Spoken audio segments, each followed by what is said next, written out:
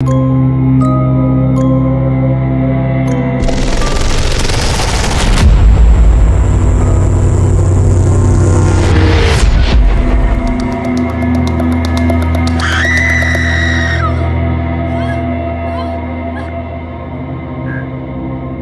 लेकर आ चुके हैं एक नई हॉरर स्टोरी जो आपके रोंगटे खड़े कर देगी।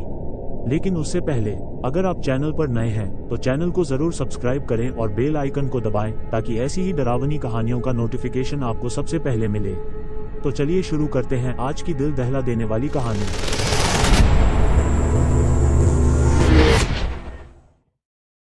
13वां दरवाजा। आल्डर हॉलो गांव में एक ही नियम था, ब्लैकथॉर्न हवेली के 13वें दरवाजे को कभी मत खोलना। हर कोई उस हवेली को जानता था। पहाड़ी पर बनी एक सड़ी गली, टेढ़ी मेढ़ी इमारत जो अंधेरे में ऐसे दिखती थी जैसे आसमान पर कोई घाव बन गया हो। बच्चे उसे छूने की हिम्मत करते थे, किशोर उसके अंदर से आने वाली चीखों की कहानियां सुनाते थे और बुजुर्ग तो बस सिर झुकाकर प्रार्थना करते हुए वहां से गुजर जाते थे। लेकिन डर से बड़ी होती है जिज्ञासा, खासकर जब वो एक 17 साल की लड़की मारा के दिल में हो जो अंधेरे की तरफ खींचती थी। उसका भाई कॉलिन 1 साल पहले गायब हो गया था। आखिरी बार उसे ब्लैकथॉर्न हवेली के सामने देखा गया था। दरवाजे के हैंडल पर खून से बना एक हाथ का निशान मिला। पुलिस ने ढूंढा लेकिन कुछ नहीं मिला। गांव भूल गया मगर मारा नहीं भूली। अक्टूबर की एक तूफानी रात मारा घर से निकली, हाथ में टॉर्च और एक लोहे की रॉड लिए। सूखे पत्तों पर उसके कदमों की आवाज गूंजती रही। हवेली की तरफ बढ़ते हुए हवा जोरों से चीख रही थी। लोहे का पुराना गेट चरमराया और खुला।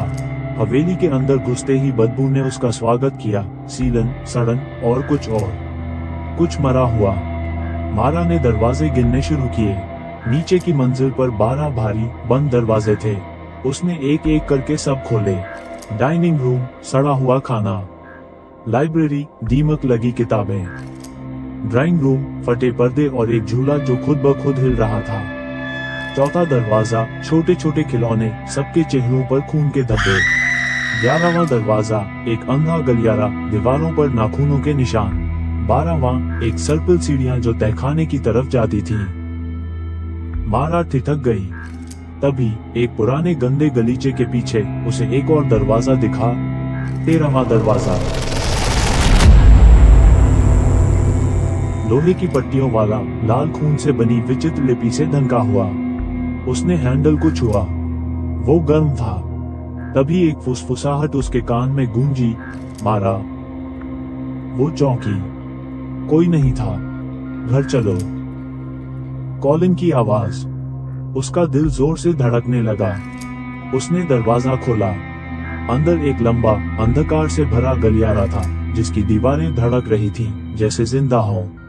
दिए अपने आप जल रहे थे और दीवारों से कभी कभी हड्डियों जैसी आकृतियां उभरती थीं और फिर गायब हो जाती थीं। मारा ने एक कदम भीतर रखा।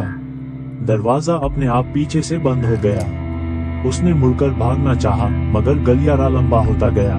एक एक करके दिए बुझने लगे। अंधेरा। तभी कुछ ने उसकी गर्दन को छुआ, ठंडी लिसलिसी उंगलियां। वो घबरा गई, टॉर्च फहराए। कुछ नहीं था।